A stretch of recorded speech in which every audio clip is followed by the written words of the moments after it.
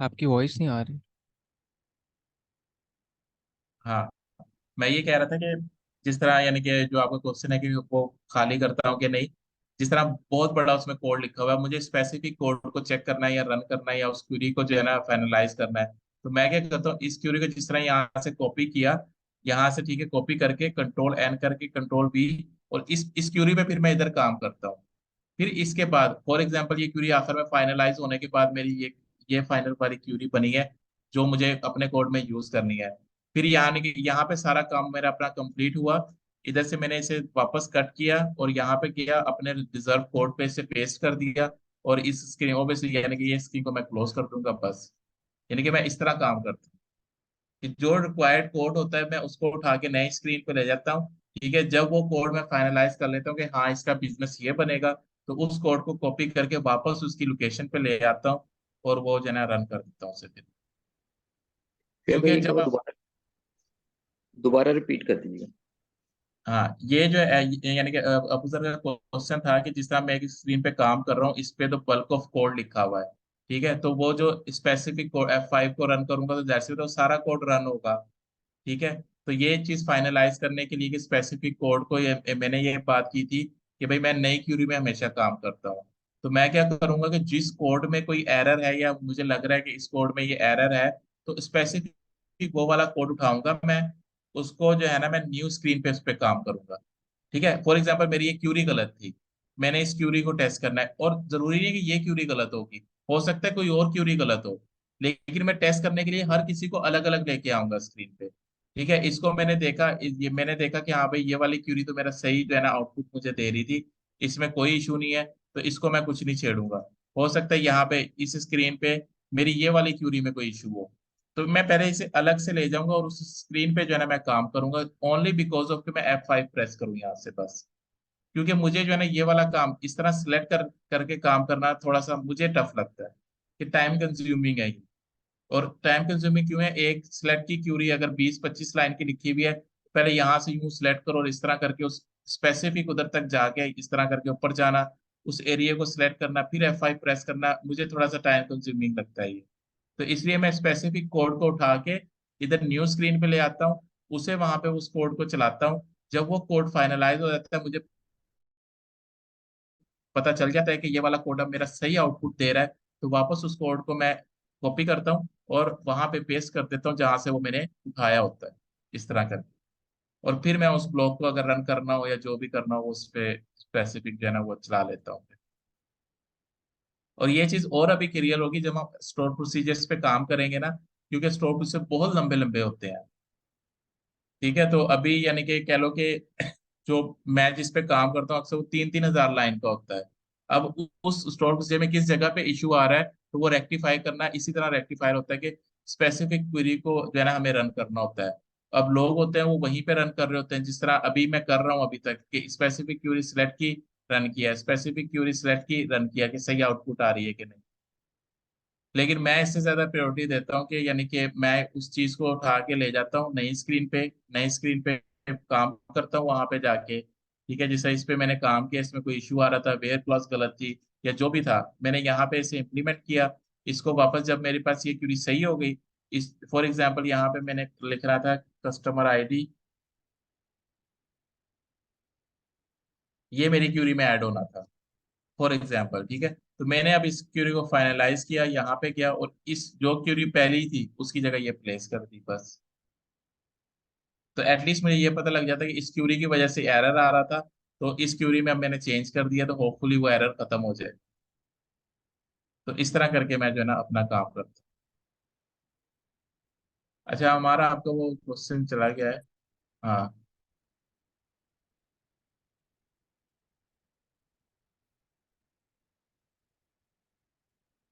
ये मर्ज करता है एंट्री, एज अ फिल्टर नहीं काम करता, ये मर्ज करता है एंट्री को। और ये मर्ज जब भी करेगा जब उसके पास रिकॉर्ड आउटपुट रिकॉर्ड आ जाएंगे, उसके बाद वो मर्ज करेगा। और इसमें कोई कंडीशन नहीं लगती, किसी किस्म की कोई भी जो है ना चीज नहीं लगती कि भाई जब हम डिस्टिंग कर रहे हो उस वक्त ये काम हो जाए, ऐसा नहीं होगा। जो हमारे पास आखिर में जो आउटपुट आएगी ना, ये सिर्फ उसको डिस्टिंग करेगा। और उस आउटपुट पे हमारे पास कोई फिल्टर नहीं लग सकता बेस्ड ऑन डिस्टिंग। और कोई क्यूरी?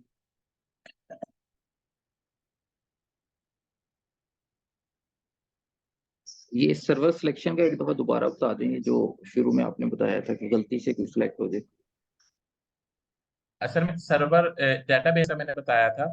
सर्वर सिलेक्शन तो जाहिर सी बात है, ये जो चीज है ना ये लाजमी देखनी चाहिए हमें।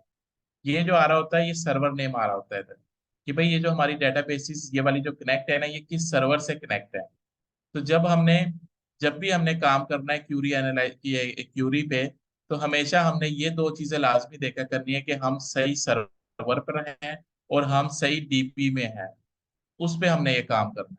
अच्छा, एक और चीज यहाँ पे आप लोग नोट करो कि ये देखो यहाँ पे इन्वेंट्री सिस्टम है। जब मैं इधर से कंट्रोल एन करूंगा ना, तो जो मेरे पास ये इसका शॉर्ट कीवर्ड क्या है, कंट्रोल एन। जब मैं इधर से कंट्रोल एन करूंगा ना तो मेरे पास ऐसी विंडो खुलेगी जिसमें डीबी जो है वो इन्वेंट्री सिस्टम सिलेक्ट हुई होगी, और सर्वर कौन सा होगा, जो इधर होगा सेम वही सर्वर होगा। मैं ऐसे कंट्रोल एन करता हूँ, देखो ऑटो डीबी वही वाली सिलेक्ट है और ऑटो ये वही वाला सिलेक्ट है। क्योंकि इसे लगता है कि क्योंकि हम इस स्क्रीन से हमने कंट्रोल एन किया है, तो इसे लगता है कि इसने जो नेक्स्ट काम करना है वो उसी स्क्रीन उसी डीबी में करना है। तो इस वजह से जो है ना वो क्या करता है, सेम वही कॉल करता है। फॉर एग्जाम्पल अब मेरे पास इधर, अच्छा ये टेबल भी हमने इधर बनाया, अब मैं इधर से इसको डेटाबेस चेंज कर देता हूँ ये। अब मैं इसे कंट्रोल एन करूंगा, तो वो देखो डेटाबेस डिफॉल्ट मेरे पास कौन सी सिलेक्ट है, ये वाली। क्योंकि उसे लगता है क्योंकि वो उस स्क्रीन पे मैं इधर डेटाबेस 2 पे काम कर रहा था, तो जिसने नई स्क्रीन ओपन की है वो भी शायद मैं डेटाबेस 2 पे काम करूँ। तो जब भी हमने क्यूरी चलानी है तो हम किस सर्वर पर हैं और किस डेटाबेस में, ये लाजमी देखा करना है। उसके बाद जो है ना चीजों को क्या नाम है इम्प्लीमेंट किया करना है। क्योंकि मुझे इन चीजों का काफी अच्छे से एक्सपीरियंस हुआ हुआ है, तो इसलिए मैं जब भी काम करता हूँ ना, जब एक वक्त में काम कर रहा होता हूँ तो एक ही डीबी की सारी ये क्यूरीज ओपन होती हैं और एक ही सर्वर से वो कनेक्ट होती हैं। फॉर एग्जाम्पल मेरे पास दो सर्वर हैं, सर्वर ए और सर्वर बी। मैं सर्वर ए पे काम कर रहा हूँ ना, तो मेरे पास जितनी भी ये क्यूरी ओपन होंगी ना वो सर्वर ए से रिलेटेड होंगी। और अगर मैंने सर्वर बी पे जाना है, यानी कि सर्वर बी पे काम करना है, अभी तो मेरे पास ये एक ही है, तो मैं ये सारी क्यूरी क्लोज कर दूंगा, फिर नई क्यूरी ओपन करूंगा अपनी। यानी कि ऐसा नहीं मैं करता कि जिस तरह अभी ये हुआ हुआ है कि एक क्यूरी मेरी किसकी है, DB2 पे है, और एक क्यूरी मेरी किस पे है, DB पे है। तो ऐसे काम करने पे ना, यानी कि कह लो कि जो है कि भाई हमारा कोड किसी और डीबी पे चल जाए, चांसेस ज्यादा होते हैं। क्योंकि जब इंसान काम कर रहा होता है अपने माइंड से, वो कोडिंग सोच रहा होता है, लॉजिक सोच रहा होता है, और उसने जब इधर से जाके इधर मूव कर दिया, इधर क्यूरी चलाई या इधर क्यूरी चलाई, तो वो जो है ना कम्प्लेक्स हो सकती है उसके लिए। ये कम्प्लेक्स इसलिए हाथ से कि चलानी उसने किसी और डीबी में थी, चला किसी और डीबी में थी।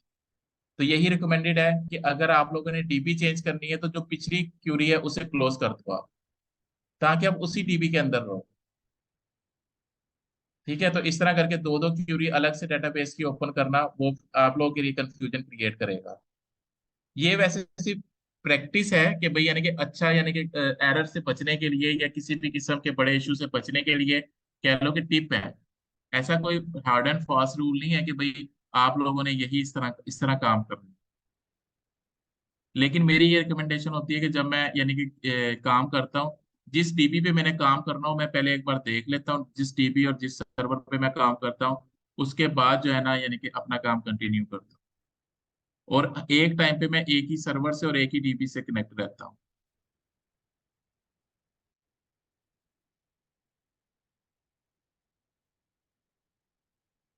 और कोई क्लियर, कोई चीज क्लियर करनी हो? अच्छा शोएब भाई, जिस तरह आप ये लाइन ऑफ कोड लिखते हैं और फिर बाद में हाँ। उसे डिलीट कर देते हैं, और जिस तरह सेलेक्ट वाला पूरा टेबल है वो बाद में कॉल कर हाँ। लेते हैं, तो हम्म। अगर हमने ये बाकी देखना हो कि हमने किस तरह चीजें ऐड की हैं, वो दोबारा रिट्रीव तो नहीं होगा ना? वो दोबारा टेबल ही से रिट्रीव हमें भी करना होगा? यानी कि ये कहना चाह रहे हो कि जिस तरह ये वाली लाइन अगर मुझसे डिलीट हो गई है इस तरह, हाँ जी, हाँ जी। तो ये कंट्रोल जी से कर सकते, कंट्रोल जेड से कर सकते हैं ना, वापस ला सकते हैं। नहीं वो तो ठीक हो गया, वो तो अगर हाँ। हमने पूरा प्रोग्राम ही क्लोज कर दिया और सारा कुछ कर दिया, हाँ नहीं नहीं, फिर नहीं आएगा। वो तो ऐसे फिर ही नहीं है। आएगा। लेकिन वो हाँ टेबल ही से एसेस होगा कि हमने कौन कौन सी चीजें इंसर्ट की थी और क्या उस हाँ पे। हाँ, वो टेबल से ही असेस होगा, यानी कि जो आपने काम किया है वो देखने के लिए आपको सिर्फ यही असेस है बस। ठीक ठीक। ठीक है ना, यानी कि आपको ऐसे नहीं होगा कि भाई सेम टाइम पे आपको शो हो रहा होगा, सेम टाइम पे नहीं शो होगा। और मैं आप लोग को रियलिटी की बात बताऊं, हो सकता है कभी आप डीबी को टच भी नहीं करोगे, मतलब कि आपको तो पता ही नहीं होगा कि डीबी में क्या हो रहा है क्या नहीं हो रहा। लेकिन जो यानी कि बीच में एक लेयर आती है, आपको सिर्फ उस लेयर की असेस होगी बस। हो सकता है यानी कि आप लोगों को सिलेक्ट की भी असेस ना हो। यानी ओके। कि कहने का मतलब ये है कि ये सारी चीजें ये अभी हमारे पास, क्योंकि हर चीज हमारे पास है, हमारे सिस्टम में है, ये इतनी कॉन्फिडेंशियल चीजें होती हैं कि इसकी एसेस नहीं दी जाती किसी को भी। यानी कि अब हमारी कंपनी में सिर्फ 2 या 3 लोग हैं जिनको ये एसेस है कि भाई वो टीवी को देख सकते हैं, ये या जो भी है उस पर काम कर सकते हैं। किसी को एसेस नहीं है, 50 के करीब हमारे कह लो कि तो डेवलपर हैं, किसी को एसेस नहीं है इस चीज की। तो ये चीजें मोस्टली चीजें ब्लाइंडली हो रही होती है, लेकिन ब्लाइंडली इसलिए ऐसे जाहिर सी बात है, अगर उन्हें एरर आया तो वो एरर शो हो जाता है, तो उसके अकॉर्डिंगली फिर वो अपना कोड चेंज करते हैं। यानी किसी ने अगर इंसर्ट की क्यूरी लिखी है तो वो डायरेक्ट ये सिलेक्ट लगा के भी नहीं देख सकते कि वाकई इंसर्ट हुआ है कि नहीं। जो उन्होंने कोड इम्प्लीमेंट किया होगा उसके, जिस तरह अगर कोई है कि एम्प्लॉय ऐड करना है, तो अगर वो एम्प्लॉय ऐड आ गया रिपोर्ट में आ गया तो इसका मतलब कि सही ऐड हो गया, नहीं रिपोर्ट में आया तो इसका मतलब कोई इशू आ गया। तो इस तरह, ठीक। क्योंकि अभी हमारे पास सब कुछ हमारे पास है, ये देखो सारा एक्सेस है हमारे पास, सब कुछ हमारे पास है, इसलिए हमें लग रहा है कि हम सब कुछ इजीली कर सकते हैं। लेकिन ऐसा एक्सेस नहीं होता हमारे पास। इसलिए मैं आप लोगों को रिकमेंड कर रहा हूँ कि आप लोगों ने हमेशा क्यूरीज ही लिखनी है, हमेशा, क्योंकि इन फ्यूचर भी क्यूरीज ही लिखोगे आप लोग। बहुत छोटी कंपनीज होती हैं जिनको जो है ना ये, जिनमें ये एक्सेस दे दी जाती है कि भाई ठीक है डेवलपर कुछ भी कर सकता है। और एक्चुअल में डेवलपर को करना भी नहीं चाहिए ये काम, क्योंकि एक छोटी सी डेवलपर जब अपना कोड कर रहा होता है तो बहुत सी और चीजें उससे इग्नोर हो रही होती हैं। और कभी कभी ऐसी कम्प्लेक्स कोडिंग भी, कोडिंग मतलब कि ऐसी कम्प्लेक्स लॉजिक आ जाती है जब डेवलपर का माइंड सिर्फ उसी तरफ हो रहा था, 2 2 3 3 दिन भी लग जाते हैं उस लॉजिक को क्लियरली लिखने के लिए। तो इस वजह से कुछ भी हो सकता है मिस। और दूसरा क्यूरी लिखने का फायदा ये है कि जब आपको ये एनवायरनमेंट नहीं मिलेगा, ये वाला एनवायरनमेंट नहीं मिलेगा, ठीक है, तो जब आपने ये नया टेबल बनाना होगा, आप डीबीए वाले को कहोगे कि भाई मुझे एक टेबल चाहिए, तो डीबीए वाला आपको आपके लिए टेबल नहीं बना के देगा, डीबीए वाला आपको ये कहेगा कि जो टेबल की आपकी क्यूरी है ना वो मुझे सेंड कर दो। ठीक है, तो अगर आपके पास ये क्यूरी होगी तो तब तब आप उसे सेंड भी इजीली कर सकोगे फिर। ठीक है, तो डीबीए वाला आपको कभी भी आपके लिए कुछ भी नहीं करके देगा। उसका काम करना, कहीं पे कोई प्रोसेस यानी कि रेट रिस्पॉन्स कर रहा है, उसका सीपीयू हाई हो रहा है, डीबी में कोई यानी कि ये आगे चीजें हम देखेंगे, किसी टेबल पे ऐसी क्लॉज लग गई है कि कोई और उसमें इंसर्ट नहीं कर पा रहा। ठीक है, इस तरह की चीजें कुछ हो रही हैं, तो उस तरह की तो उस तरह के बिहेवियर को वो कंट्रोल करता है। उसका काम भी सिर्फ यही है। कोई स्लेट क्यूरी बहुत ज्यादा टाइम ले रही है, ठीक है, तो वो जो है ना यानी कि उसको देखेगा कि भाई ये टाइम ले रही है, टाइम ले रही है उसको वो देखेगा सिर्फ, वो रिजोल्व कैसे करना है वो नहीं ये देखेगा। वो आगे स्पेसिफिक किसी अपने बंदे को भेजेगा, कि यानी कि बंदे को मतलब डीबीए को नहीं, किसी हायर डेवलपर को, सीनियर डेवलपर को भेजेगा कि भाई तुम्हारी ये वाली क्यूरी बहुत ज्यादा टाइम ले रही है रिस्पॉन्ड में, इसको कुछ देखो। तो इस तरह करके जो है ना काम होते हैं। ठीक है, तो ये जो है ना यानी इसलिए मैं कह रहा हूँ कि सिर्फ आप लोगों ने क्यूरी पे ही काम करना है, और अब मैक्सिमम यही सिंटेक्स है क्यूरी के। बस अब इन पे आप लोगों को प्रैक्टिस करनी है, इंसर्ट पे बार बार करनी है, अपडेट पे करनी है, डिलीट पे करनी है, इन चीजों पे आप लोगों ने प्रैक्टिस करनी है बस अब। और प्रैक्टिस से जो है ना ये चीजें आप लोगों की क्लियर, और आप लोग देखो इसमें कोई सिंटेक्स ऐसे मुश्किल सिंटेक्स नहीं है कि भाई जिस तरह कंसोल डॉट राइटर लिखने हैं, समझ भी नहीं आ रही कि ये क्या हो रहा है, कि भाई कंसोल क्या, यानी कंसोल चीज है। लेकिन यहाँ पे तो आप देखो सिंटेक्स भी वर्ड में है कि insert into table name values, यानी कि याद जिस तरह बिटवीन है, बिटवीन सॉरी यानी कि कॉलम नेम बिटवीन, यानी कि पहली वैल्यू दूसरी एंड दूसरी वैल्यू। तो इनके जो वो है ना, जिस तरह अब ये क्रिएट टेबल किया हुआ है, क्रिएट टेबल आगे टेबल नेम, यानी कि इनके सिंटेक्स भी याद करना इजी है। जिस तरह सी शार्प में हमने किए हैं वो उतने कम्प्लेक्स नहीं है इसमें जो है ना। तो इसलिए हमें जो है ना ये क्यूरी यूज करनी चाहिए जब हमारे पास ये अब टेबल क्रिएट होगा, ये सिंपल मैं यहाँ से क्यूरी को कॉपी करूंगा, और जो भी वे है हमारा डीपीएस से कम्युनिकेट करने का, चाहे वो ईमेल है, चाहे हमारे पास तो एप्लीकेशन है, उस एप्लीकेशन में मैं अपनी ये टिकट ओपन कर दूंगा कि create this table for me. लेकिन वो भी ऐसे नहीं क्रिएट होता, हमारे पास इधर अप्रूवल होते हैं, वो कायदा अप्रूव होता है अगर वो टेबल, तब क्रिएट होता है वो टेबल। यानी कि हम दो तीन लोग हैं, उससे वो अप्रूवल देते हैं कि हाँ भाई ये टेबल तू क्रिएट कर दे, हमारा फलाना डेवलपर कह रहा है। वो डेवलपर से हमारी कम्युनिकेशन होती है फिर वर्बल, कि मुझे ये टेबल रिक्वायर्ड है इस स्पेसिफिक जॉब को करने के लिए।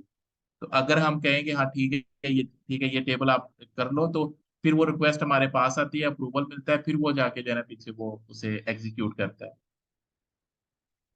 तो इस तरह एक जो है ना पूरा यानी कि फंक्शनल सिस्टम होता है जिसके थ्रू जो है ना हम ये काम करते हैं। तो इसलिए मैं आपको कह रहा हूँ कि आप लोगों ने सिर्फ इसी पे काम करना है, अपनी सिंटेक्स वाली क्यूरीज लिखनी है, ठीक है, क्योंकि यही आप लोगों की नीड है।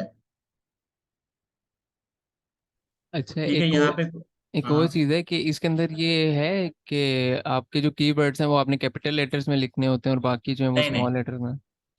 ये मैंने कल के चीज में भी डिस्कस किया है ना, कुछ भी ऐसा नहीं है ये कि जो जब भी ऐसी लिमिटेशन आ जाए, तो उस लिमिटेशन को क्या कहते हैं कि ये लैंग्वेज केस सेंसिटिव है।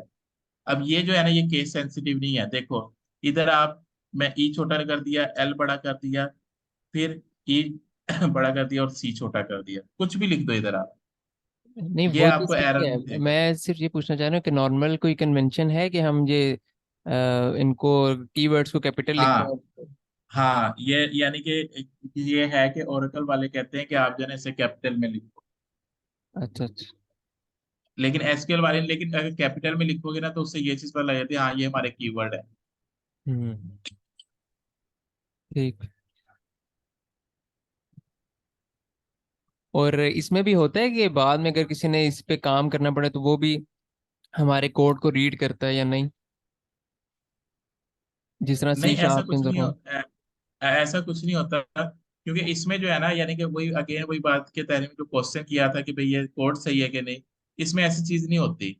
अगर इसकी आउटपुट सही आ रही है, कोड इंसर्ट हुआ, इंसर्ट किया तो इंसर्ट हो गया, अपडेट हुआ तो अपडेट हो गया, तो कोई इसको ना चेक करता है ना देखता है। इसमें कोई यानी कि ऐसा हार्ड एंड फास्ट रूल कोई नहीं, क्योंकि इधर बिजनेस अप्लाई नहीं ना होते इतने। सही। ठीक है, जी चलो सही ठीक है, है। फिर हम बाइंड अप करते हैं।